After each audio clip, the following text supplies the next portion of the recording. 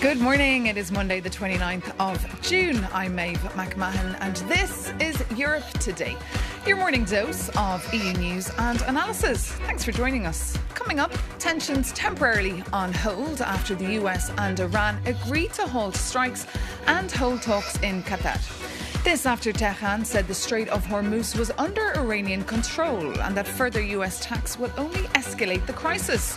Over the weekend, it looked like the two countries could be back on the path to war despite signing a memorandum of understanding aimed at ending the conflict. Plus, Europe's early summer heatwave is turning deadly, according to the head of the World Health Organization. More than 1,300 deaths have been linked to extreme temperatures as record-breaking heat continues to sweep across the continent. It comes as politicians debate over air conditioning versus climate action. Meanwhile, trade tensions between the EU and China are back in focus as the Chinese Commerce Minister Wang Wentao meets the EU Trade Commissioner Maroš Šefčovič today in Brussels. EU officials are describing the talks as a, quote, make or break moment for the future of trade relations.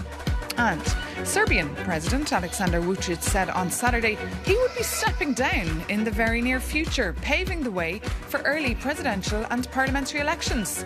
This announcement comes after 18 months of anti-government protests. But first, the US and Iran have said they will continue their talks in Qatar tomorrow, aimed at ending the Middle East war. This comes after a weekend of strikes that looked to undermine the interim peace agreement and prompted President Donald Trump to threaten violence. Taking to Truth Social, the US president said this weekend, quote, it's very possible that Iran will never learn. There may be a point when we are no longer able to be reasonable. If that happens, the Islamic Republic of Iran will no longer exist.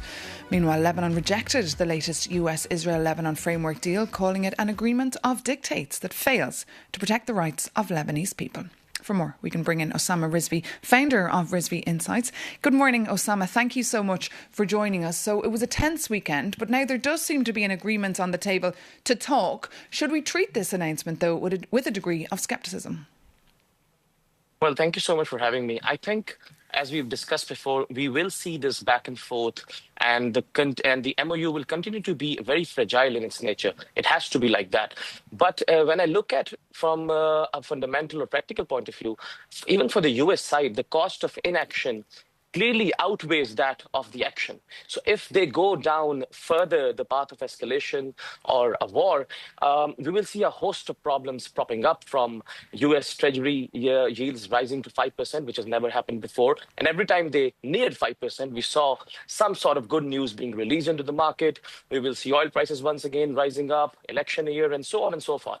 Whereas the cost of inaction would only be a loss of political capital. And if you look at the figures recently, it has already been depleting. So I think a practical and more sane way would be to go down the inaction pathway. And I think that is more probable, hopefully. And of course, we've seen the last couple of days tit-for-tat exchanges with Iran making it very clear, Osama, that they would be controlling the Strait of Hormuz. What's the biggest risk, do you think, in the next few days? I think, to borrow Bradford DeLong's word, this whole situation regarding Hormuz is a densely braided Gordian knot. So this ought to have such repercussions that nobody can understand. it will remain, unfortunately, as far as I see from a geopolitical point of view, it will remain under the control of Iran. Nobody will be able to open it from maybe other than diplomacy. But at the same moment, at the same time, I think shipments and tankers will continue to flow because it serves both the sides. Well, you mentioned that word diplomacy. Is there any realistic chance now for diplomacy? I think it is the longer we go on without any serious escalation, the better the chances become of this conflict being resolved through diplomacy. However, we have to look at the past. We have to look at Israel. We have to look at Lebanon. There are so many actors involved. So I think it will remain precarious. It is tenuous. And the situation will keep everyone and all the markets on the edge of their seats. Very much on their toes. And just regarding the markets, we saw oil prices spiking since the attacks actually resumed. What are you looking out for this week? Oil prices are actually an oddity at the moment. If you look at the fundamentals, US stocks are at 20 years lowest point. There is no reality in which WTI can be where it is right now. So either oil prices will reassess the risks and rise, or maybe remain range bound. I don't see them following to levels like 40 or 50 anytime soon. OK, Osama Rizvi there with his eye on the ball. Thank you so much for your insights, as always. Now, the tension in the Middle East comes as the US celebrates 250 years of independence. Last night here in Brussels, more than 7,000 people were wined and dined in true American style. From hot dogs to mac and cheese, against a backdrop of rodeo games and cheerleaders, the US Embassy pulled out all the stops to dazzle the Belgian capital. The festival, that finished with a fireworks display, came as President Trump threatened to impose a 100% tariff on imports from any European country that levies a digital services tax on US companies. For more, we're joined by our very own Stefan Krobbe. Stefan, never a dull moment really in the EU-US transatlantic tie. What's behind this latest attack? Yeah, that's right, Maeve. Good morning. Well, Maeve, just when many in Brussels thought that the transatlantic trade dispute had calmed down, Donald Trump has reignited it with one of his toughest threats yet. So the US president says any country imposing a digital services tax on American technology companies could face a 100% tariff on all exports to the United States. And he insists those tariffs would supersede any existing trade agreements. Now, the immediate targets here are European countries. For years, several EU member states, including France, Spain, Italy, have argued that US tech giants such as Google, such as Amazon, Apple, or Meta generate billions of euros in revenue in Europe while paying very little tax. And digital service taxes are designed to make those companies contribute more where they do business, which is actually here. Washington, however, sees these taxes as discriminatory because they disproportionately affect American tech companies. The European Commission has responded defiantly, saying the EU has every right to regulate and tax economic activity within its own market. And Brussels insists its rules are not discriminatory and has warned that it is prepared to respond if Washington follows through on its threat. The timing here is significant, Maeve, because only weeks after the US and the EU reached a broader trade understanding that capped most tariffs at 15%, digital taxation remains one of the most important unresolved issues, and Trump latest warning now risks opening an entirely new front in the transatlantic trade relationship. And Stefan, meanwhile, of course, that party that took place last night to celebrate 250 years of independence, security, of course, was very tight, but there were protesters gathering nearby. Some NGOs like Greenpeace rolling out banners saying war, greed, energy crisis. What is there to celebrate? Now, of course, the motto of the gathering last night was 250 years of independence, building our future together. Stefan, that sounds almost ironic given President Trump's real feelings for Europe. You were at the party last night. Did you see bad feelings? Well, Maeve, you're right. Trump doesn't like Europe. He hates the European Union. And he usually criticizes the EU in much harsher terms than, for example, Russia, China, and North Korea, all countries without a liberal democracy. And on that motto, building a future together, Look, it was a garden party to which U.S. embassies in foreign capitals typically invite host country officials and diplomats around the American Independence Day.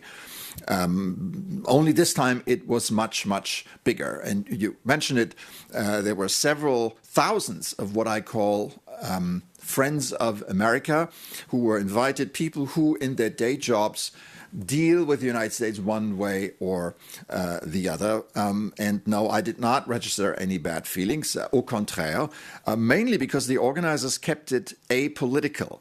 It was a rather timeless celebration of Americana that people, especially in Europe, love about the country, like line dancing, like mechanical bull rides, like baseball and American football. And because it was so apolitical, people had a good time.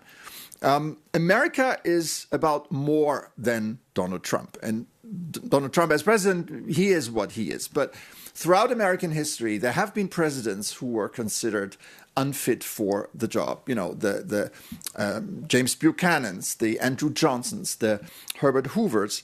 They come and they go. The same with Trump. So political differences should not stop us from celebrating American values and a friendship that many people on both sides of the Atlantic still cherish and hold dear. OK, Stefan Krobbe, and as you said, people had a very good time, leaving with bags, of course, of American candy. Thank you so much for your analysis there. Now, moving on, the World Health Organization has said almost 1,300 deaths have been recorded since the deadly heatwave in Europe that began on the 21st of June. This weekend saw record temperatures hit Germany, Czechia, Poland and Hungary, with police in Berlin using water cannons to cool people down and German Rail urging people to cancel their travel plans. For more, we can bring in Carlo Bontempo, Director of the Copernicus Climate Change Service. Thank you so much for coming on Europe Today. Just tell us, how unusual is this heatwave for late June, and can we expect this heat to continue into July? Well, I mean, what you were describing is the answer to your question in a sense, because the conditions are extremely unusual. We see temperature 10, 12 degrees above the normal averages for France, for part of the UK. We've seen in recent days. And as you said, now that the peak of the heat wave is moving east, we are seeing record-breaking temperature affecting Eastern Germany, affecting Czechia and Poland. So this is very unusual. And at the moment, it doesn't necessarily look as the end is near. The peak maybe in Western Europe has been reached, but looking at the forecast, and for the forecast, the National Met Services are the best place to look at. There is not a clear sign for rain coming in or a massive reduction in temperature. And based on your expertise, is it climate change making these extreme heat events more frequent and more intense? Well, as always, it's a combination. These events, high-pressure ridges extending over Europe, have existed throughout history. We have seen many heat waves before this one, starting from the famous or infamous 2003 heat wave. But this same weather pattern are now operating in a world that is much, much warmer. And Europe is warming faster than the global average. And we see this heat wave becoming more frequent, more intense, lasting longer and starting earlier in the season. And what are the biggest health risks, especially for vulnerable people? We've already seen the deaths that have been announced from this. Yeah, and there is actually a paper that came out last week from a colleague of ours at the ECNWF, Rebecca Emerton, that was published in Nature. And she looked at the heat stress. And heat stress has gone up all over the globe, not just in Europe. And heat stress is a cause of death for many humans. And actually, the heat-related mortality in Europe, as the Lancet Countdown pointed out a couple of years ago, has gone up 30% in the last 20 years. So having more heat waves means that actually our own risk of facing the consequences of heat stress has gone up very significantly and will continue to go up, unfortunately, as the temperature rises, not just in Europe, but across the world. OK, Carlo Bontempo, thank you so much for your analysis, as always, and for joining us here on the programme.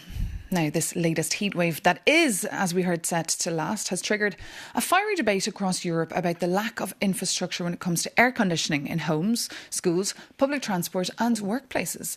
Europe's air conditioning usage is quite low compared to other continents, particularly North America and Asia, with only around 19% of households having air conditioning here. And in France, we've seen politicians laying the groundwork for their campaigns ahead of the elections next year, seizing upon the air conditioning debate. For more, we can bring in Diana Diana Erdvorst, that's the Vice Chair of the Intergovernmental Panel on Climate Change. Good morning. Just tell us, what's your view here on this political debate over aircon for all versus long-term climate policies? Is this just addressing the symptoms and not really the root causes? Thank you very much. It's a very important question. Not only addressing the symptoms, but in fact really aggravating climate change and aggravating even local warming in the cities. Because air conditioning, what it does is actually puts the local indoor heat out on the streets. It makes the urban heat even worse. And also global warming, because cooling is expected to add 25% more electricity demand until 2030 than even data centers, which means that if we only compare to artificial intelligence, this is about 5 times as much. We talk a lot about the energy from artificial intelligence, but not so much from cooling. At the same time, of course, it is very important that we are providing thermal safety to our residents, because heat is killing in Europe. It can kill as much as 40 to 60,000 excess deaths, so people in a hot summer all over Europe. So it is crucial. But I would consider more taking the Swiss approach, which means that we provide access, allow access to the elderly or the vulnerable groups, and otherwise we try to implement measures that in the few really extreme days, such as what we are experiencing now in some countries, and some countries are already over, we'd rather take temporary measures to provide safety, for example, in cooling centers during those days, which happen just a few days about every year. So far, for a while, it will really only hurt us a few days every couple of years. But then we have to take these measures, for example, cooling centers, or also have to accept that perhaps there will be temporary reductions in productivity, and perhaps home officing and other measures can help in these difficult situations. And I'm not sure if you've seen, but the European Commission is under criticism for turning off the AC for some of its staff and leaving it on for others higher up in buildings. I guess this shows really the wider problem we have across Europe, as you're describing, regarding access. Exactly. So access to air conditioning is a crucial issue. At the same time, it is also, again, important that to understand that the solution is not universal access to everywhere, everything, because right now, exactly the very reasons why it had to be turned off is because of capacity shortages. And if we suddenly try to provide access to everyone, that means that our capacities won't be able to survive, because we are now already jeopardizing the success of the green energy transition, because what we see is that we are now adding more energy demand that we are able to provide with new sources of renewable power, despite our unexpected success with the deployment of renewable energy sources. But certainly, of course, it doesn't mean that the elites of the elites will have to have access and the others don't. So we do have to look at everyone's needs. But again, I do believe that perhaps temporary measures where everyone has a temporary arrangement for these few days to get by and still be able to work, but even more to be able to stay healthy, is more important than the solution to have full access immediately to everyone to air conditioning. Because the problem is, once you have access to air conditioning, the culture also changes. We have a lot of cultural adaptations to hot days and how we get by in heat, and we would lose all of this if we suddenly have all air conditioners. Okay, Diana Erdvorst says thank you so much for your insights there and for joining us. And now it's time for an update on the FIFA World Cup results.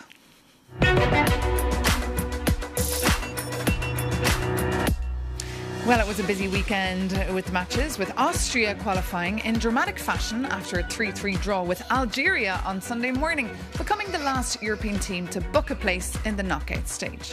3 of the 16 teams heading home after the group stage are European: Czechia, Scotland and Turkey, with Turkey's exit probably the biggest surprise. That means 13 European teams are still fighting for glory. From now on, there are no more excuses. Meanwhile, after host nation Canada secured their place in the round of 16 last night, Germany and the Netherlands are both in action tonight. The Mannschaft takes on Paraguay, while another blockbuster will of course be Netherlands versus Morocco at 3 a.m. With a large Moroccan community in the Netherlands, the stakes are high. Firebrand politician Geert Wilders added to the tension by posting a photo of himself dressed as a referee, showing Morocco a red card. Also on the menu, Brazil versus Japan at 7. May the best teams win. But that brings this edition of Europe Today to an end. Thank you so much for your company. As always, of course, you can go to euronews.com for more news and analysis, or you can drop us a line at europetoday@euronews.com with your feedback. Take care, see you soon, and stay with us on Europe News.